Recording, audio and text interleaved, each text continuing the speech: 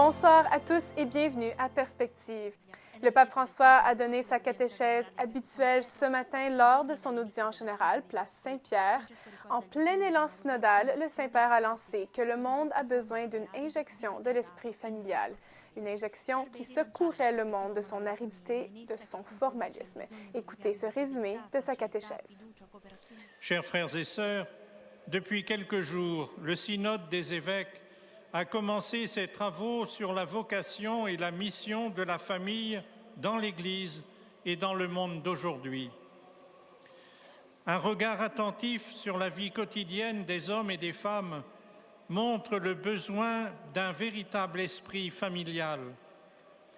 Et pourtant, dans l'organisation politique et économique de la société, on ne donne pas à la famille le poids, la reconnaissance et le soutien qui lui sont dus.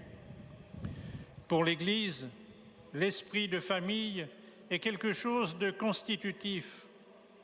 Elle est et elle doit être la famille de Dieu. Quand Jésus a appelé Pierre, il lui a dit qu'il le ferait pêcheur d'hommes. On pourrait dire qu'aujourd'hui, les familles sont l'un des filets les plus importants pour la mission de Pierre et de l'Église. Non pas un filet qui rend prisonnier, mais qui libère des eaux mauvaises, de l'abandon et de l'indifférence.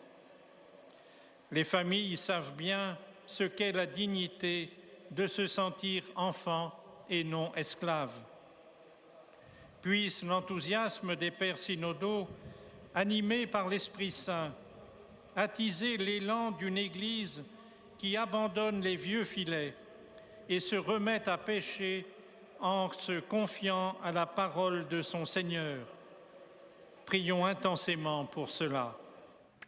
En Chine, les communautés religieuses féminines doivent obéir à de nouvelles restrictions imposées par le gouvernement. Sœur Teresa Yu, des Sœurs du Sacré-Cœur de Jésus, s'est exprimée sur la situation actuelle des religieuses en Chine à Catholic News Service.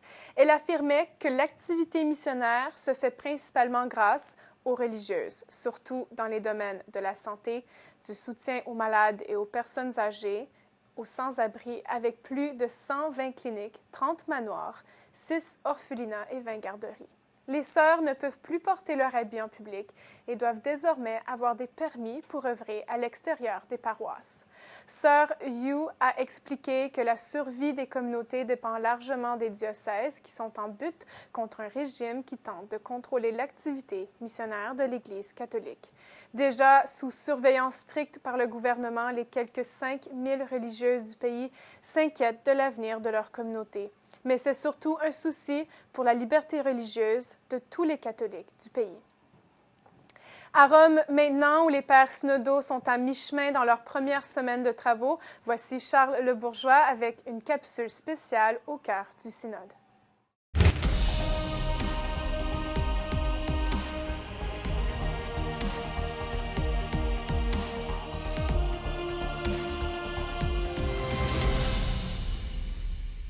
Bonjour à tous, soyez les bienvenus. Je suis heureux de vous retrouver pour cette troisième journée synodale.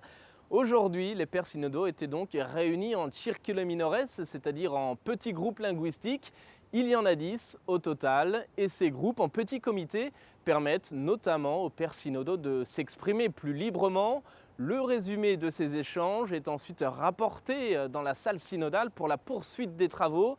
Pour en parler, je vous propose d'écouter le père de River. Il est assistant au synode. Il nous parle de l'atmosphère dans son groupe linguistique. Je suis dans un groupe de travail, un petit carrefour francophone. Il y en a 3 francophones. Et donc l'ambiance est assez détendue aussi. Chacun prend la parole de manière libre. Il y a aussi des experts et des auditeurs, un couple d'auditeurs qui est présent. Et donc on repasse en revue au fond la première partie qui a été discutée en assemblée, en aula, durant les 2 premiers jours. Et c'est l'occasion de pouvoir faire des remarques, pouvoir proposer des choses ou faire des amendements de manière libre, comme le pape a invité les pères aussi à avancer avec confiance également dans ce travail synodal. Pourquoi est-ce que c'est aussi important ces petits carrefours linguistiques alors qu'il y en avait beaucoup moins l'année dernière ? Alors c'est vrai qu'au niveau méthodologie, l'année dernière, on avait discuté l'ensemble de l'Instrumentum Laboris avant d'avoir ces temps de carrefour.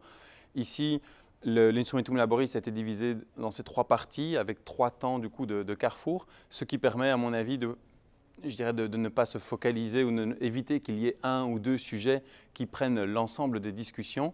Et chaque partie du coup permettra aux pairs d'avoir le temps d'aborder l'ensemble des sujets et non de laisser l'un ou l'autre prendre plus ou trop de place en fonction. Alors justement, dans votre groupe, à vous, quels ont été les sujets, les thèmes qui ont été largement évoqués, abordés ? Donc dans la première partie, ce sont les défis qui regardent la famille aujourd'hui, donc avec le contexte socio-culturel, anthropologique. Donc c'est vrai que c'est des questions un peu plus de fond et de société. Et donc on peut voir, même si le groupe est francophone, on pourrait se dire ça pourrait être assez unifié ou unanime. On voit qu'il y a des pères synodaux qui viennent d'Orient, d'autres qui viennent d'Afrique, d'autres d'Amérique, d'autres d'Europe. Et donc des situations socio-culturelles, anthropologiques sont aussi différentes. Et c'est ça qui fait la richesse également de ces différents groupes, de pouvoir aussi, pour les pères, avoir une parole qui n'est pas seulement en fonction de ce qu'ils connaissent ou de leur réalité propre, mais qui fasse aussi droit à ce que les autres pays, les autres évêques apportent aussi comme expérience de leur propre pays, de leur propre diocèse. Qu'est-ce qui vous aura marqué, interpellé lors de cette journée marquée par les Circoli Minores ? Alors moi, ce qui me marque, c'est dans la volonté des pères synodaux, dans le langage utilisé, de pouvoir vraiment avoir un regard aussi positif. On parle des défis qui habitent la famille, du contexte du monde aussi, et c'est éviter de se retrouver comme une sorte d'église assiégée par le monde ou par les défis, mais de pouvoir aussi, que l'Église puisse faire sienne aussi les joies, les merveilles, mais aussi les difficultés du monde, avec un regard positif aussi, de se dire, la joie de l'Évangile, ce qu'on aimerait proposer comme bonne nouvelle au monde aussi, il faut d'abord aussi aimer ceux à qui on veut l'annoncer, ce monde à qui on veut l'annoncer. Et donc je crois qu'il y a vraiment ce désir qui habite les pères dans toutes leurs discussions. Et en marge de ces travaux en groupe linguistique, nous avons rencontré aujourd'hui Monseigneur Paul-André Durocher. L'archevêque de Gatineau au Canada était intervenu la veille dans la salle synodale. Il revient ce matin pour nous sur le contenu de son message. Je me suis adressé surtout à la question de la violence conjugale qui continue à être un fléau dans notre monde. J'ai cité le dernier rapport de l'Organisme mondial de la santé qui indique que presque 1/3 des femmes sont victimes de violences conjugales.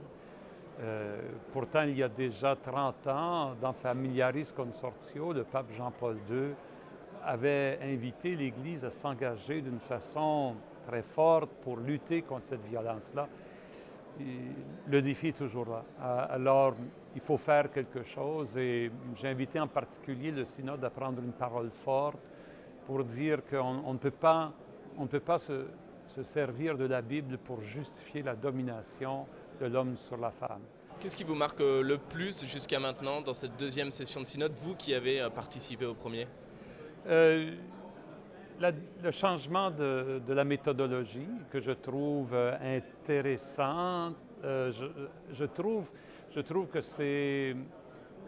ça peut porter beaucoup de fruits si ça fonctionne bien, là.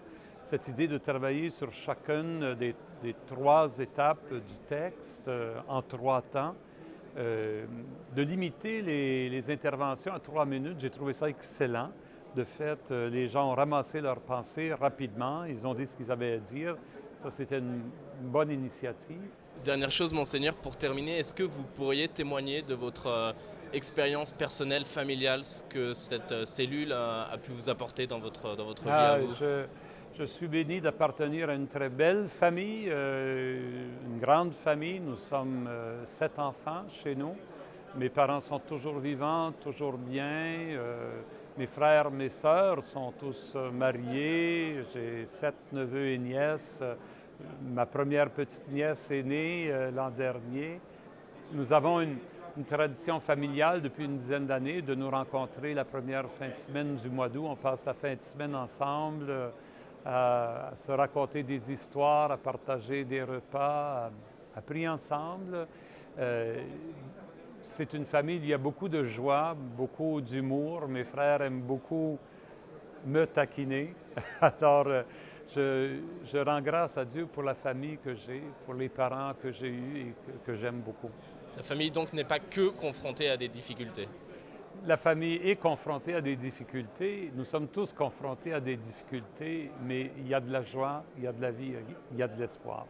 À la mi-journée, comme d'habitude, le porte-parole du Vatican et quelques pères synodaux ont donné une conférence de presse.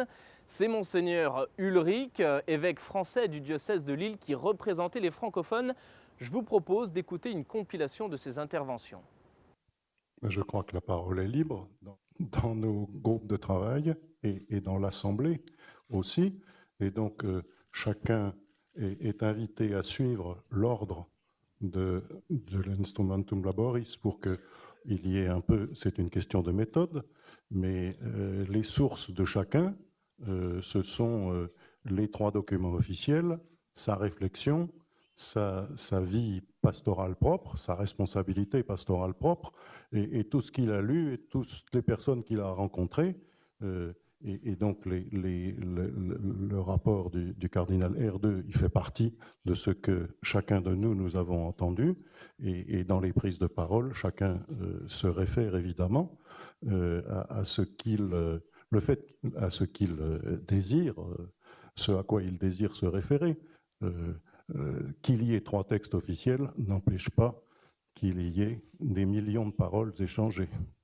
Je sens que nous souhaitons beaucoup que le langage qui va être dit, utilisé, soit un langage d'encouragement et que ce soit un langage qui soit accueillant et capable d'être accueilli par l'ensemble des communautés chrétiennes, et non seulement par l'ensemble des communautés chrétiennes, mais par le monde dans lequel nous sommes, comme un langage qui pousse à une vie de famille qui soit porteuse de valeurs riches dans la vie du monde. Il se trouve qu'on a une perception très grande et mondialisée des différences culturelles, mais immédiatement, on voudrait que ces différences culturelles elles soient exprimées de façon très unitaire. C'est-à-dire, on aimerait bien que chaque culture puisse s'exprimer et que chaque région du monde et que chaque conférence épiscopale puisse s'exprimer suivant ses besoins propres d'ordre pastoral. Mais ensuite, on va les comparer pour essayer de dire « Ah, ben ici, ils font comme cela,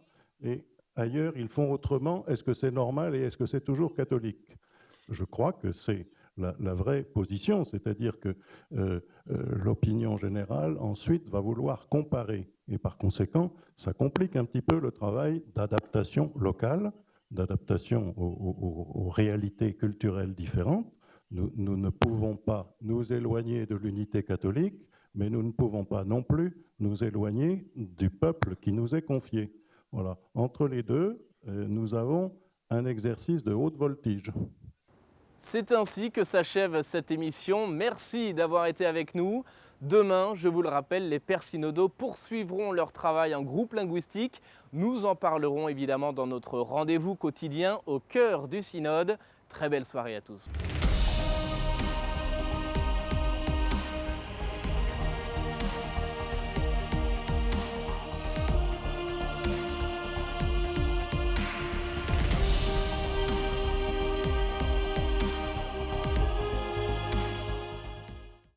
Merci d'avoir été avec nous. Bonne fin de journée et à la prochaine.